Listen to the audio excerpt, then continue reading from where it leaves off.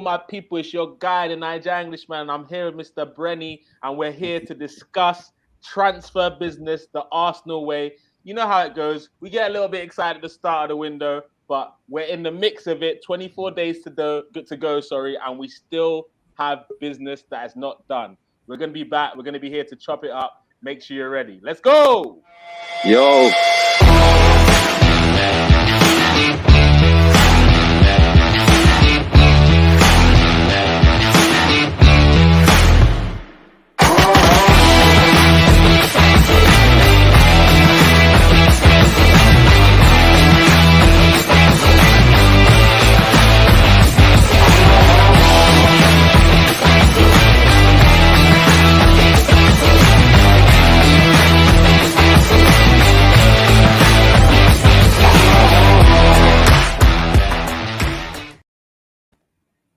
Oh yeah, now how's everyone doing today? Armoury settings. We got Gunner King out in the sunlight. Beautiful day, isn't it? Looking like I've got to come outside, man. It's too hot, man. Yeah, I thought, you know what? I'm just gonna come outside and do this, man. Love that. How's everyone doing there, man? Welcome back to the show, Gunner King and Brenny. How you guys doing today? All good. Yes, GK. Yeah, man. Brenny, all good? Yeah, man, can't complain. But I'm just, unlike you, I'm inside, man. I'm just relaxed inside here. Sky Sports are throwing on 94-95 season with Blackburn's title. I'm like, yeah, all right. Catch up. That, to be honest, let's not all lie. Like as much as I love football now, football them days was just different. Like for example, you couldn't have like players like Pablo Aimar and Pirlo right now with what the demands of every player is. Like, imagine asking Pirlo to press, bro. Imagine. Like, it's all mad. Like, you can't get those gifted number 10s that are kind of protected by two DMs to just have their way with the back four or whatever. There's not enough of that, and I miss that sort of style. Football's very programmed and robotic now. Don't get me wrong. There's a lot of fast-pacedness and energy involved in the game now, but those players like Totti and Del Piero's and those type of guys, man, I believe with the style of football now, they might struggle in this day and age. I'd love to think they'd adapt because of the training they would have learned through it anyway, but those style of players, we just don't see them enough.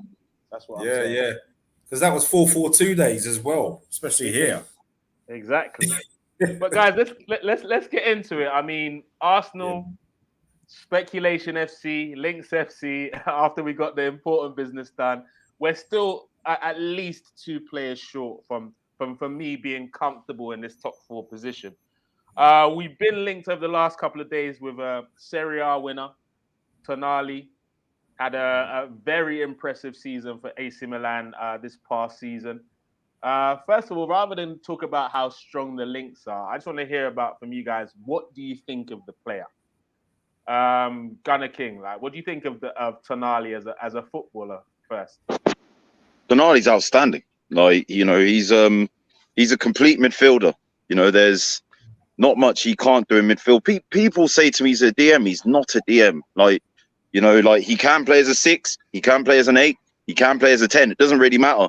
You know, like whether it comes to intercepting and being timely in the tackle and being strong in the tackle and being strong physically and offering all the attributes you need to play in a 6, or, you know, whether you're looking at him creatively to pick out passes, short, medium or long range, whether you're looking for him to be press resistant, whether you're looking for him to have take-on ability and pace and acceleration to be able to drive, you know, through or around or past players, he can do that. So that gives him the attributes to play as an 8 and a 10 as well. Listen, I actually, you know, I don't think it's a realistic transfer because he's a buoyant AC Milan fan, just won the title. They're in the Champions League. It will take a lot to turn his head. But I made a post yesterday on my TikTok. The amount of people I had saying, "Oh, Tielemens is better. He's Prem proven. Like, the bias is unbelievable towards the Premier League. Like, do people actually watch football outside of their country? Like, Okay, because it's that's the question embarrassing. you should Like, ask. That's the Tielemens question don't you belong in need the to ask. same room as this guy. Like, this guy is streets ahead of him.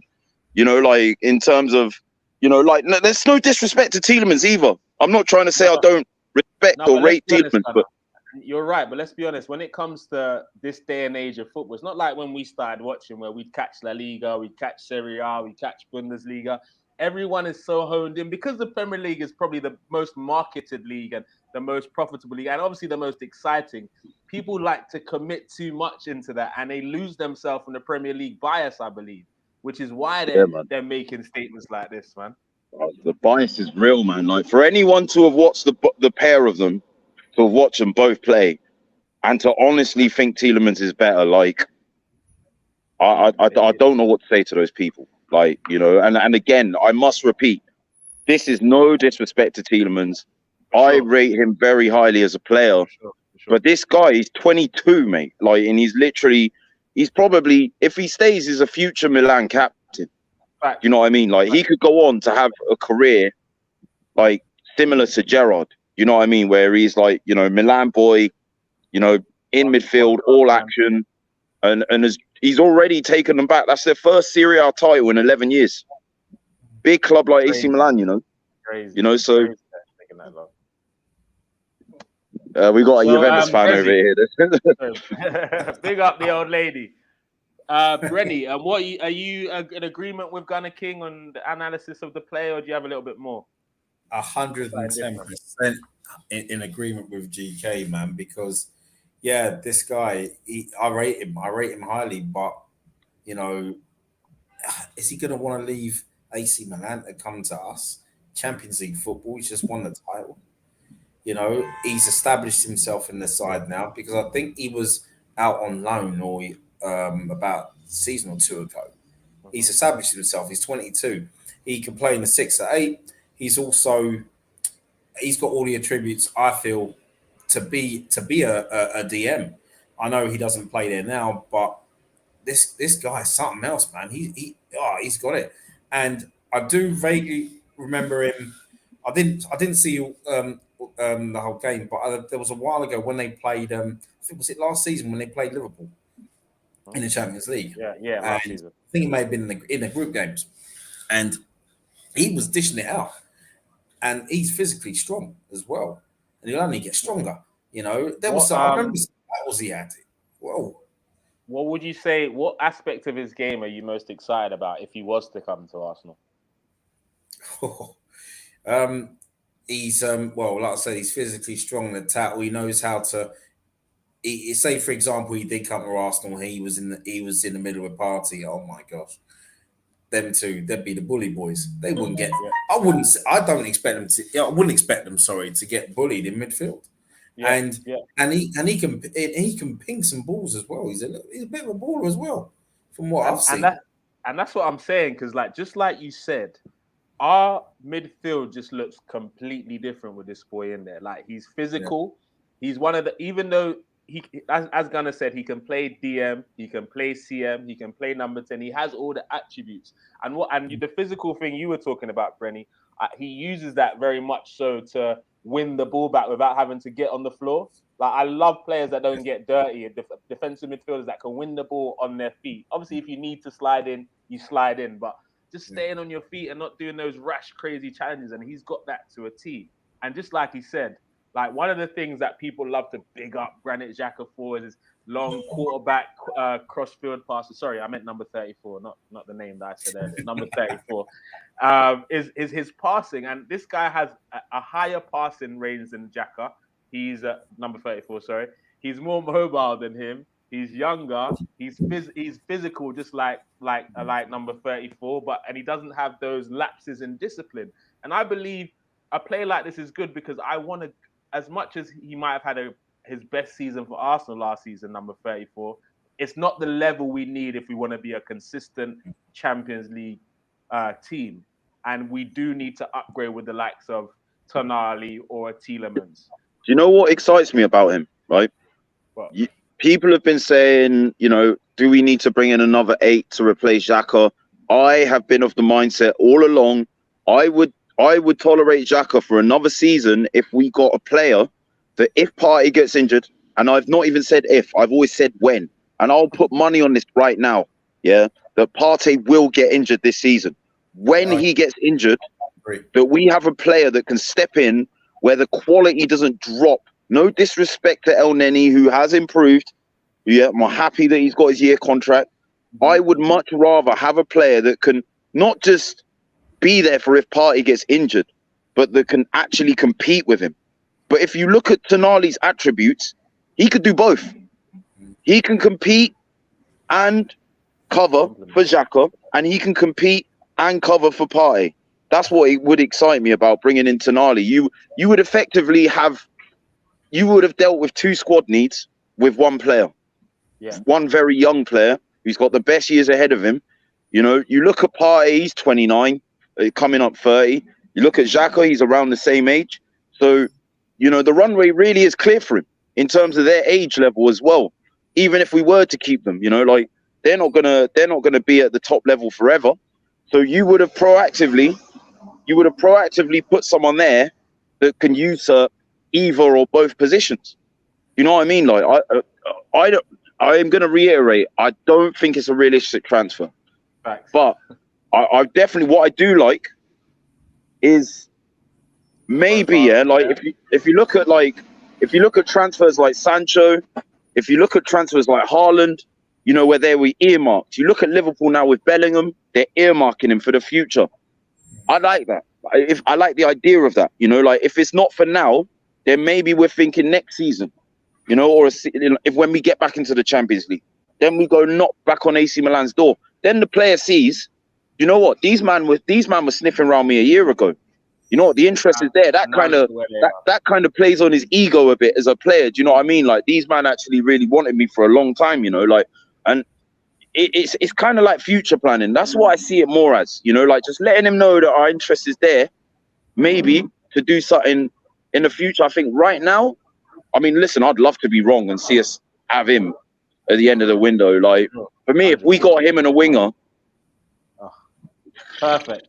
And like, everything just looks different with him. So, as you said, if Partey is injured, he comes straight in, I guess, potentially alongside number 34, if not Zinchenko. Do you get what I'm saying? And if when Partey is in the side, he can play alongside him. When Partey wants to make those darts forward, he can sit and vice versa. They can really have a lot of fun, but just like you're saying, Gunnar, I can't see it happening because of their dynamics. They've just won the league after 11 years, as you say. He is a AC Milan boy. He's probably going to want to try himself again in the Champions League. And let's be honest, like worst case scenario, he's young. So if he does stay there this year and he's not really fancying it, he knows that there's interest around Europe with big clubs like Arsenal. So he potentially has options. So it's not the worst thing, but just like I'm sure everyone on the panel can agree, the likeliness of it happening is very, very slim, as much as we like him as a player. But there's another guy that you did mention in comparison that's been the longest saga of the transfer window so far. It just seems we always happen to have one long saga. I can't remember who it was last year. It was Partey the year before, or someone else the year before. We always love to dance around and do a deadline day madness. I personally don't see it being any different this year. I see Tielemens coming to Arsenal on deadline day. I don't know, and the reason why I think so, you guys can correct me if I'm wrong. I'm going to open it up to Brenny first, but I think it's happening because Leicester, they want 40M. They clearly want to maximize for such a great player. They want to make enough of a profit. I think they signed him for 2025 or something. I'm not sure, something like that, something in that region. So they want to to double their money, I guess. But Arsenal, like, he's in the last year of his contract. Why am I paying 40 million for a guy that's going to be out of a contract in 10 months? It doesn't make sense. So I think that they've been leaking these stories about other clubs interested just to get Arsenal to act. But the longer and to drive up his value as well. Yeah. Exactly, right? But the closer it gets to that window, I just think Arsenal are like, look, do you want to lose him for nothing, or do you want to make 25 mil? Which one is it? And I think that's when we back them in the corner. I don't know if you agree, Brenny, or do you think we're just stalling? Yeah, I think yeah, what you just said is spot on, really. But also, I feel like if Leicester want 40 mil, I think there's going to be the usual. Okay, well, you know what? What about we saying about 33 mil?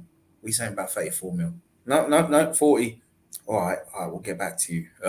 Yeah, what? 37? 37 okay? No, no, no, no. Still want that 40. And I think that's one of the reasons why, like you say, I think it will be deadline day. We will get him.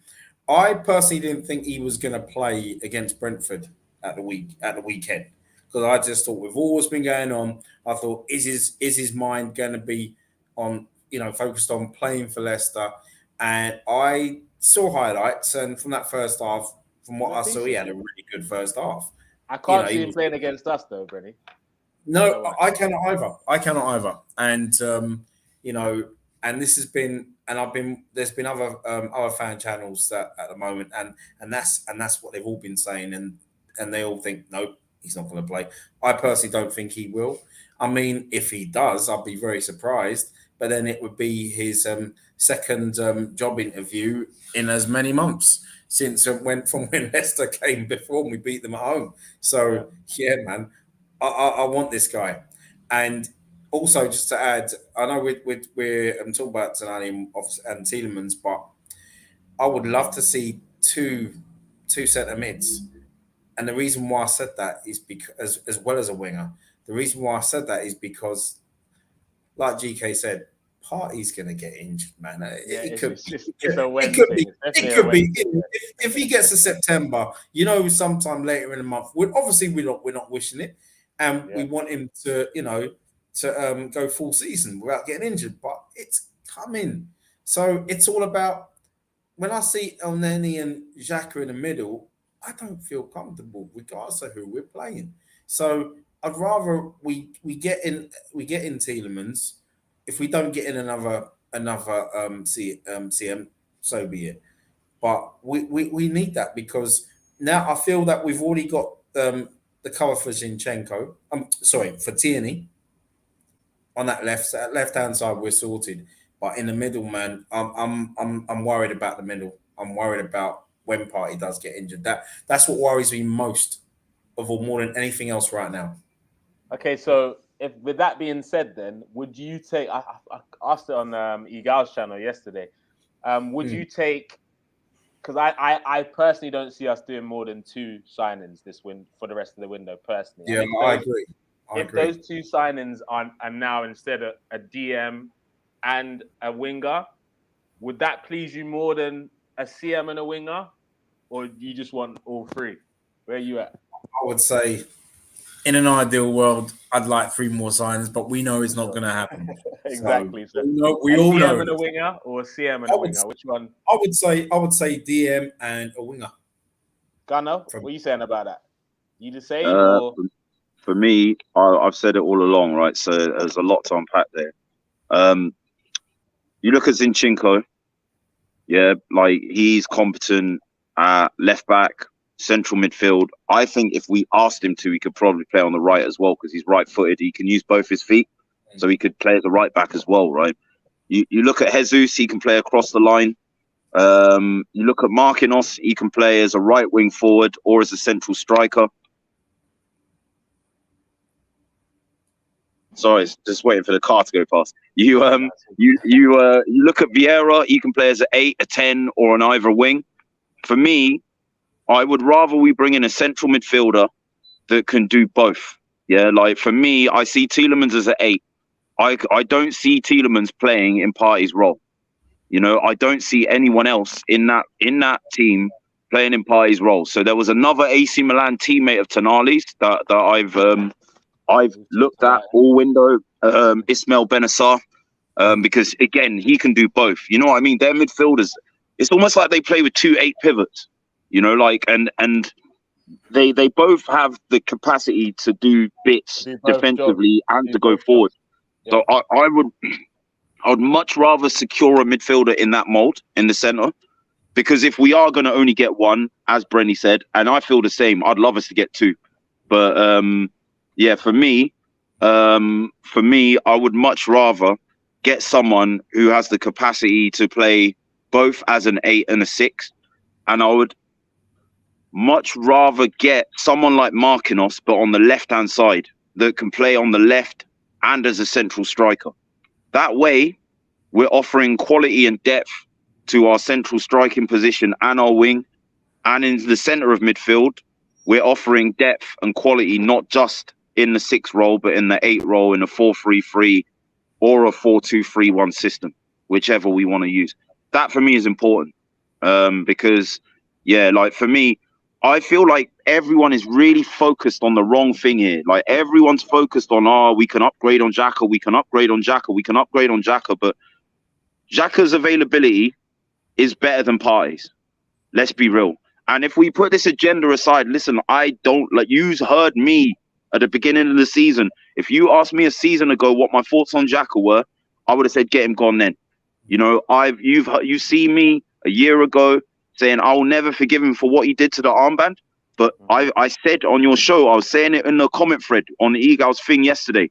Focus, yeah. What is more likely to happen next season? Partey getting injured or Xhaka being bad for the whole season? I'm talking every single game being terrible. Interesting. Xhaka will have some good games. He'll have some bad games. Yeah. But I tell you what, yeah, there are 3 things that are certain. There's 4 things that are certain in life: life, death, taxes, and Partey getting injured. Yeah. So do something about that. Yeah. Focus, people. That's what I've been saying. Focus. Yeah. Because it literally cost us top 4 last season. Partey and Tierney getting injured at that international break. At that one point, if even just Partey stay fit, we win one of those 3 games. Yeah. And we get top 4.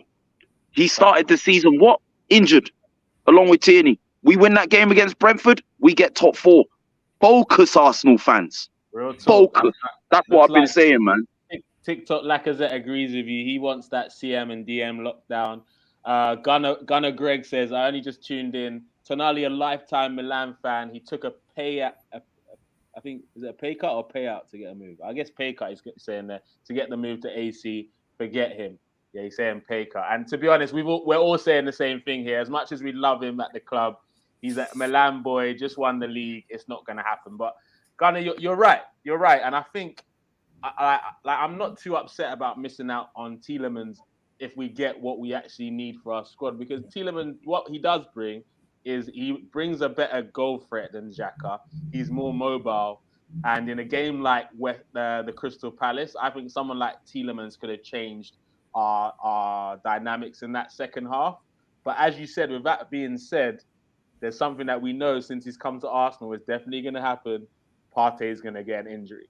So if we get a player in the mold that can cover both sides, it just changes it. But I still think even if we just get someone that can play DM, Zinchenko can fit in as the CM from time to time too, you know. So I wouldn't be completely upset if we just get a DM and a winger. But as you said, Gunnar, Benacer, in terms of what we need, someone that's not going to put too much pressure to play every single game, someone that already knows the club as well. Like, do you get what I'm saying? That, like, with maybe some unfinished business, do you get what I'm saying? So there is a story there. But other than Benacer, who else can we afford to go and get in this summer in that sort of mold? Just before we wrap up. I've been saying Sangare, Grilic, was on a free. I don't know if he's actually gone to Fiorentina yet or not, but who did he go for beforehand? We should have maybe gone for Decore. I think, yeah, look, there's definitely just... Which Decore? The one that went to Crystal Palace. I thought he played well against us. Yeah, like, I really think he did. You know, like, we were linked to him as well. But, yeah, I definitely think... Yeah, I don't know, man. I know we were linked to Douglas Luiz, but does he really raise the floor? I don't know, you know, like, all I know is if we get Tielemens and Partey gets injured, we're looking at a situation where Xhaka and Tielemens and Odegaard are the 3 central midfielders we go with, or we bring in El Neni for one of those 2. Do you see what I'm saying? Like this Both is of those why teams sound horrific. They I'm sound really so trying to open up people's eyes here to what the price should be here. Like, like we can deal with Xhaka in good time, bro. Like that time will come. But actually, if you look at what he brings when he plays with Partey, it's decent. Yeah, like, but if we look at what happens when Partey goes, like there was periods where Xhaka got suspended or injured, and it was just Partey and someone else. Like, and we did okay. We got by. Like it wasn't ideal, but like we got by a lot better. And that's just my biggest my two concerns for next season. I feel like we're a Partey and a Jesus injury away from a crisis. I'll be real. I hear that, bro. I hear that. And what's it called? Gunnar Greg also says, and Xhaka getting suspended. 5 things that are definitely going to happen. Yeah, he probably will get a suspension. But I don't know about you lot. I was not worried when Xhaka got a yellow card on Friday. I'll tell you why. Because I'm always worried when Xhaka gets a yellow card, man. Because let's be fair, Xhaka ain't a 2 yellow type of guy. He's a straight red man, them. Do you get me? I don't need to rack up yellow and yellow. I'm straight red or nothing. So that's the only reason I was kind of calm. But like it's crazy because just like you're saying, Gunnar, and Brenny, is what we realized. Let's just highlight January, Man City game. We had everyone fit. Tierney was starting left back. Our midfield was Xhaka and Partey. Martinelli on the left. Saka on the right. I think Laka was playing in the middle at the time. We've upgraded that number 9, Jesus. So we, as Arsenal fans, we know our starting 11 is good. Do you get what I'm saying? We know our starting 11 can challenge for top 4, but it's not all about starting lessons. You got to run from the 5-0, who's running from the 5-0 in the background there. But yeah, no, that's standard out there. So no, but in terms of it's the depth because we're one player short from madness again. Like we're one player short from having to like, for example, if Martinelli gets injured right now, we're drawing for Marquinhos, innit? Let's be honest.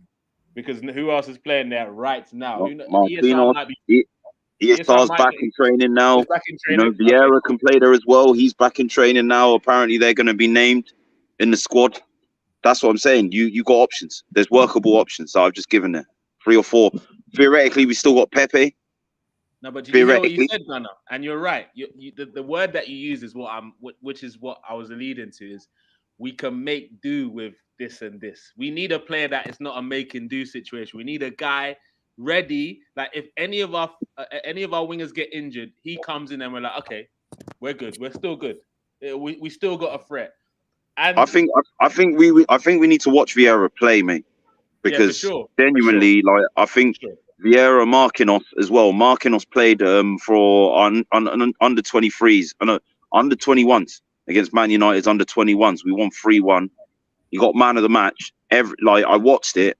He did not look under 21 level at all. Do you know what I'm saying? Marquinhos. Okay. My question Don't sleep on this guy. I think a lot of people thought he's come in just to kind of go out on loan and make up. This guy is going to be in our squad this season. He is going to break into, I'm talking like the peripheries of the squad. And by the end of the season, he's going to be an established squad player. Yeah, I think Vieira, it's a similar thing as well. And he can play out there. Just because we haven't seen him play, we're discounting these guys as wide options. And we don't need to be doing that. That's what I'm saying. I hear you, Gunnar, but I don't know if Brenny agrees with me. That the thing with me is I love the options we have. I'm just not excited ending the transfer window with our main options on the wings, Marquinhos and Martinelli. And as good as they are, don't get me wrong, they're great prospects. But if we want to be taken seriously, I just think we need that as a guy 24, 25-year-old about to go into his prime or in his prime. We need that guy. We need to put pressure on these wingers, these forwards that we have. You know what I've said. If I had to choose between a winger and a central striker, and I'm talking like a proper ST number 9. Did you see Scamacca's cameo the other day against Man City when he come on? Yeah, that's what we need. I would take that over a winger every day of the week and twice on a Sunday right now. Because let me tell you, right, Jesus great player. All right, don't get me wrong, yeah. Nketiah, great player, yeah. But we haven't got someone that can offer us like a bully, a cutting target edge that man. is physical, you know. And in this league, you know, I think like I know Arteta's hung up on technical security and control of the possession of the football. Yeah. Brenny, sorry. Yeah, like I Do you know he's agree, hung man? up on like control of possession of the football and being like, oh, if we control the ball, then physicality doesn't matter. It's a woefully naive, in my opinion, it's a woefully naive take on the Premier League. I've always said it, always will. Yeah, like you revert to our successful team under Wenger. People think Wenger's like when he first came that we were just about tiki-taka and nice passing and cute and attractive football. We were No, bullies, bro. we were bullies. Vieira and Petit in a 4-4-2 midfield, where Bergkamp was basically just high in the final third, meaning those two had to hold down court in that midfield. Yeah, they were physical. He inherited George Graham's back line, Dixon, Bold, Adams, Winterburn, Seaman, Keown. These man were ready. You know, like, I just think we need a striker, right? Like Jesus doesn't offer you that. And I guarantee next season we're going to be talking about having good strikers, but there will be games where there's a low block, where we don't have an answer, and we draw where we should have won. And we'll be talking about we're going to remember this conversation. Bookmark it, earmark it, bro. That's what we need more. And to be honest, Gunnar, I see it on both perspectives. So if you look at it like last season, I don't think not having a target 9 was the reason we didn't get Champions League, because if we had cover for Partey or Tierney, then we still could have got off the line. But what I will say to reiterate your point is, if you look at the top clubs now, you look at the Madrids, Benzema. You look at Man City, Haaland. You look at Liverpool, they've just signed Nunes. If you look at the profile of these type of strikers, they can win the ball in the air. They can be bullies. Do you know what I'm saying? They can hustle and bust. They can hold up the place. So they can turn creator as well as goal scorer. That's the important thing. And when you look at when you look at the output quality of, you know, like Martinelli got 6 goals, Odegaard got 6 goals, Saka got 11 goals, ESR got 10 goals, and they had Lacazette and Ober kind of linking up with them. So if you put a better link up striker in front of them, you know, it's scary what we can do. But guys, we're gonna get into all sorts of transfers if we're not careful on this show. But this is about our central midfielders today. Brenny, is there anything you'd like to say to wrap up the show on the players we've been linked and who you'd like to see at Arsenal in the midfield before the end of the window? or Tielemens, definitely. I've said that for so long now. I'm sure he will come to Arsenal. We know he wants to come to Arsenal, you know, but obviously they've got to basically just get their business dealt with. I'm sure it won't be quick. And what you said earlier, yeah, he's coming on the last day. He's definitely coming on the last day of the window, I feel. So, and also, well, I mean, I know we was like linked to Milenkovic and Savic, but that seems to have died down now. Dream. That's the dream. You know what I mean? And dear, that guy. We had him. Whew, you know, he'd be putting Odegaard under pressure, regardless of him being the club skipper or not. You know what I mean? So yeah, it's but Tielemans, I think, will definitely arrive. But I don't see another midfielder other than him. And also, just to say, we were talking about I know you're talking about Granit Xhaka earlier on, but I'm not his biggest fan. But I'll tell you what, in pre-season and against Palace, he's done nothing wrong.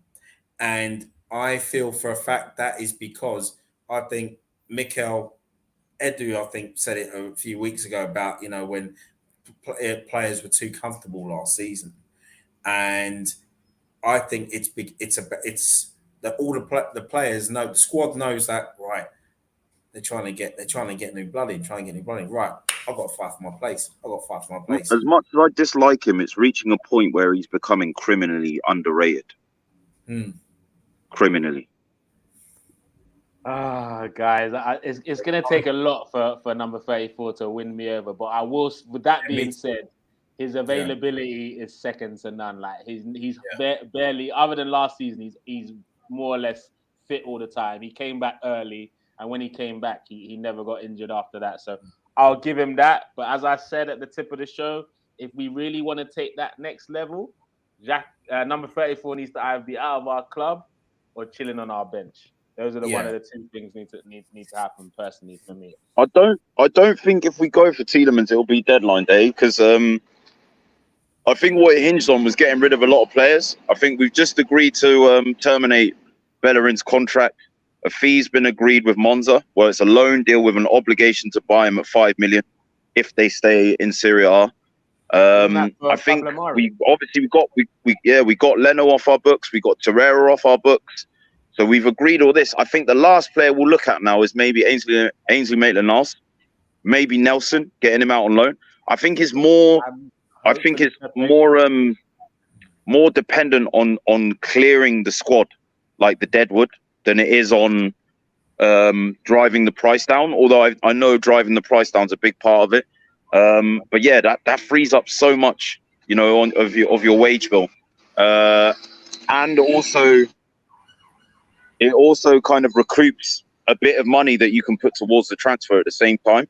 And I think that's what Arsenal are trying to operate on now, to make sure that we don't get in a situation where our squad's bloated like it was after all the deadwood that we just cleaned out. That we are kind of mindful that there is that when you buy those trees, from a shop, and it says, oh, when this tree was chopped down, another seed was planted. You know when you go to the gardening shop and you see them things there, that's the approach that Arsenal are trying to take to the market now. Do you know what I mean? Like if we're bringing someone in, we have to make sure there's space. 25 players, we're not going above that number in terms of a squad number, and that means if we reach a point where your squad is bloated, then no one's coming in until you consider who it is has to make room for that guy. And I think that's what we're doing, like moving forward into the future. So I think, it's more, I think this is like the turn part, like you get like the river, like the flop, like with poker, like we're just getting like to the last couple of cards, like, like getting turned over. And we're at that middle stage where we're just kind of like just cleansing our squad, man, getting rid of these bit part players that aren't going to play a bit in next season. And then I think what they want to look at is, right, how many players have we managed to get rid of? You can then forecast how much you would have paid them in wages if they had stayed on their contract, and then that gives you an idea of what you can spend, because that's what people need to understand about how the accounting of transfers work. Do you know what I mean? Like if Oba was on a 3-year contract, he was getting 350 a week. It's 16 million a year, and you've ripped up his contract, and so you're not paying him for those 3 years. So it's like, right, that's 16 million times 3 that's gone back into the operating budget, that you can spend on everything, for the football club, So I think that's what Arsenal are doing, because obviously if they try and do it now, they're speculating on who they're going to sell, and they might not sell them, and then they go into next season with the same dead wood light. So, Gunnar, I don't know if you're right or wrong, but at the end of the day, as long as whatever happens with our club results in us signing at least 2 players before the window's closed, and at least 2 players that we've heard of, please. Not 2 players where one of them is from Kazakhstan in second division or Brazilian third division. I don't want to hear that right now. We've got enough of them, boys. We need some men in our squad now to really push these guys forward. Big up Mr. Silver Fox in the comments section. Also, Gunnar Greg, I never want to see Holding next to Cedric ever again. Don't trigger Mr. Silver Fox, Gunnar Greg. He just stepped in the building. Also, Hala como estas, amigos, from Red London, Islington. Who know, like all the North London speaking Portuguese now, man. We've got enough Portuguese speakers in our squad, so who knows? Obrigado, man, might pick it up myself. You never freaking know. So don't forget to smash the like, subscribe, share to your friends. We've hit 500 subscribers now, on the road to 1,000 subscribers. Thank you everyone that was in the comment sections today, and we move. So everyone knows that all or nothing. 3 episodes or 2 episodes are coming out tomorrow night. Tomorrow, or is it tomorrow? 1 I haven't watched the first 3 yet. Oh, really? So you're gonna have a good binge on the weekend, maybe, Gunnar? I'm saving it for a binge. Yeah, basically, like I'm just gonna do them one after the other. Oh my gosh, I completely messed this up. He was speaking Spanish. Yeah, Spanish, man. I was gonna say Spanish, not Portuguese, man. Oh my gosh. Yeah. So I read Spanish. I said obrigado in Portuguese, and I was Big up football, man. Sports talk. I'm all over the place, man. Just like Arsenal within the final weeks of the transfer window. But like, share, comment, and subscribe, people. Hopefully, we get the right business done. Hopefully, they do what the fans want and get in that CM and winger. But with Arsenal, you never know. Catch us for the previews on Thursday night, guys. Have a great day. Take it easy.